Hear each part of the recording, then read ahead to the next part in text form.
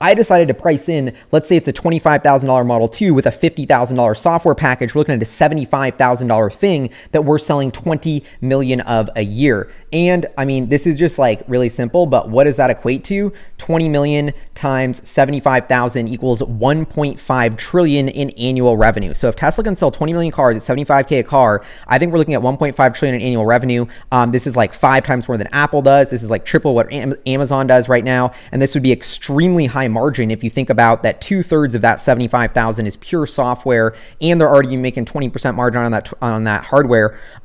You're looking at potentially 60% profit, 70% profit margin blended, at least over 50%, I would say. And so once you get to that level, I mean, half of the profit, if this is truly a robotaxi network, 1 or 2 trillion in revenue, with more than half that flowing to the bottom line, you could potentially see $1 trillion in earnings. And this is the back of the napkin math that Elon Musk has said, where Tesla's only selling 1% of the fleet per year. Now, I do want to caveat that by getting with that much value, I think we're doing more than 1% of the miles traveled because these are robotaxis. And so they're getting a lot more use out of an individual car. But I think it's really important to just think through this back of the napkin math that is the fundamental crux of the bull thesis, is that if they can sell 20 million cars and at 75K a car and hit a 50% margin, we're looking at about 750 billion in operating income. You slap, a 20 or 30 times multiple on that.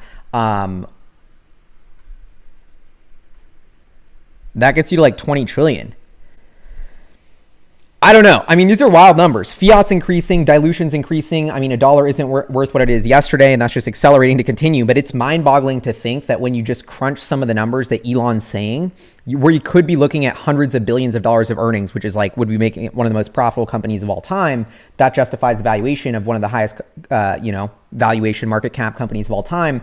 And this is just the automotive business.